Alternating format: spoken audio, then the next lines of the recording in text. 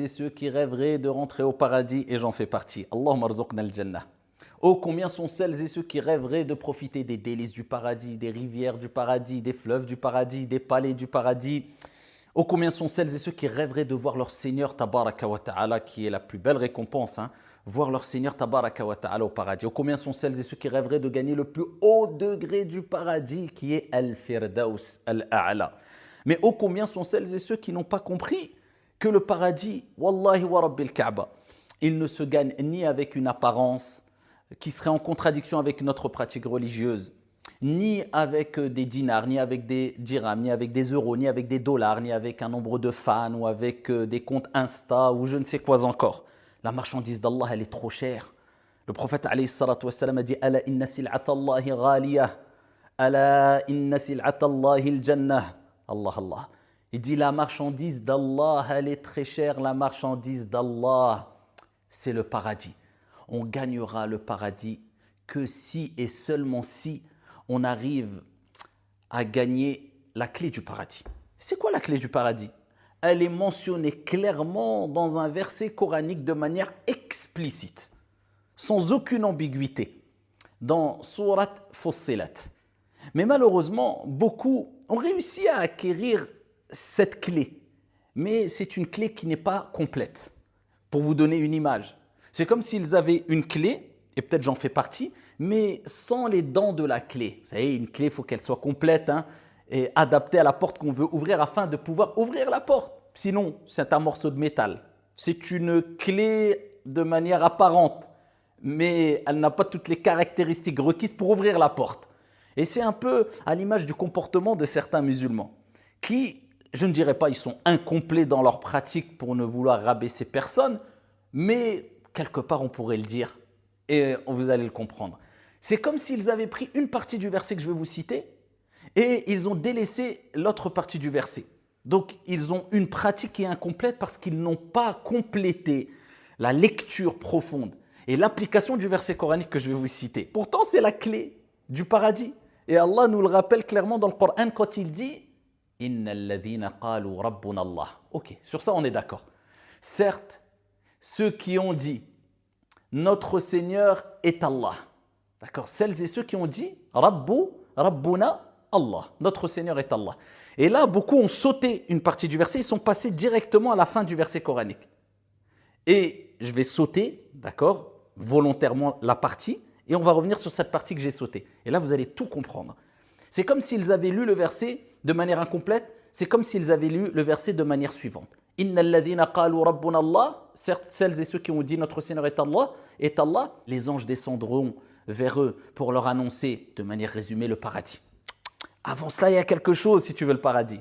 Allah n'a pas dit « Ceux qui ont dit « Notre Seigneur est Allah » auront le paradis. Non, non, non, non, non, non. Allah nous a rappelé que si tu veux le paradis, tu dois passer par al-istiqama.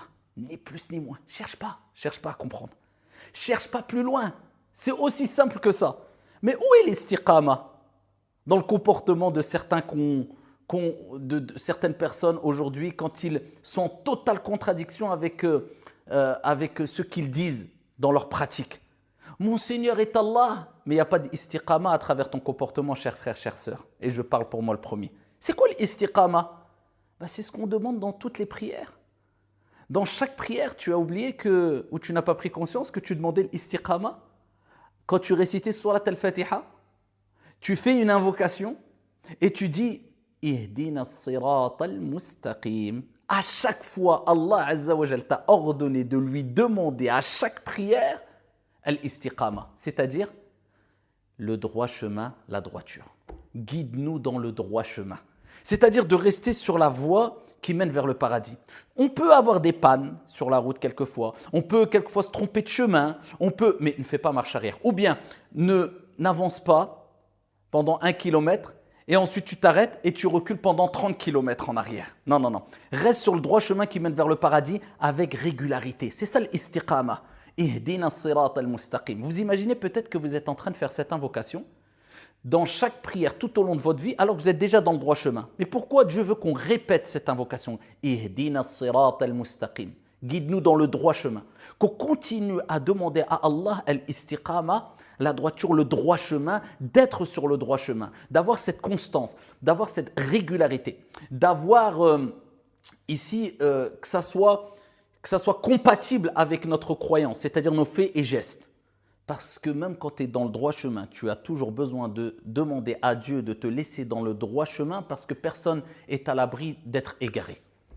Tu es dans le droit chemin, tu demandes à Allah de continuer à te laisser dans le droit chemin car sans l'aide d'Allah subhanahu wa ta'ala, tu ne peux pas être guidé, tu peux t'égarer facilement. Voilà pourquoi le prophète répétait souvent, alayhi salatu wassalam, Ya muqallib al-qulub, thabbit qalbi ala dinik. Ô toi qui tournes les cœurs, qui change l'état des cœurs, raffermis mon cœur dans la religion, je baisse jamais la garde.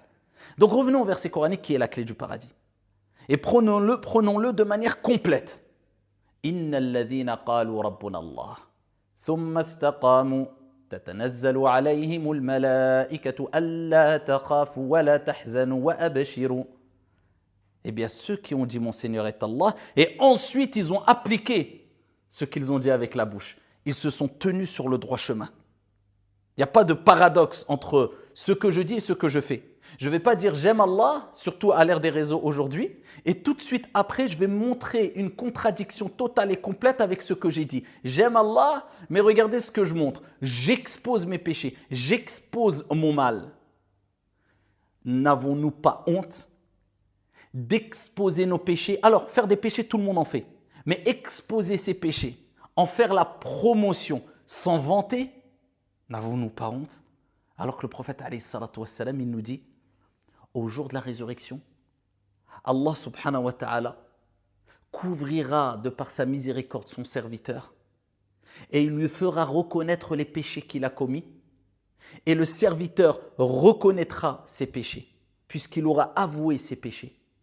Et ensuite Allah, de par sa miséricorde et sa clémence, il lui dira, je les ai cachés pour toi ici-bas et je te les ai pardonnés aujourd'hui.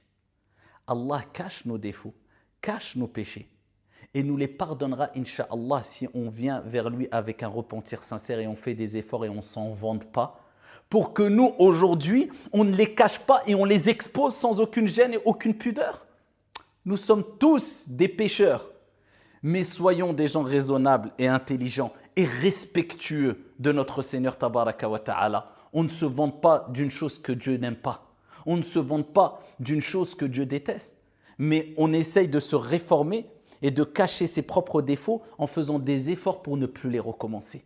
N'avons-nous pas honte d'être en contradiction avec ce que nous disons à travers nos faits et gestes? Al-istiqama tata'allaq bil aqwal wal af'al wal ahwal wal niyyat.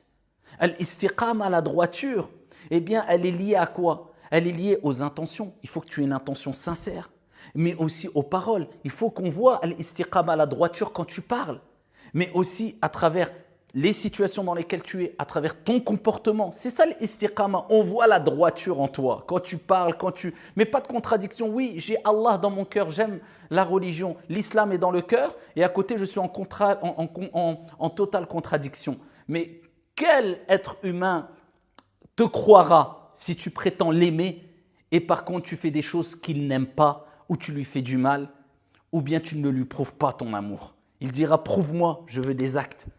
Comment prétends-tu aimer Allah subhanahu wa ta'ala et dire Allah est dans mon cœur et tu fais ce que Dieu déteste et tu ne concrétises pas ton amour dans le cœur à travers des actions? Donc comment veux-tu prétendre être quelqu'un de véridique? Siddiq.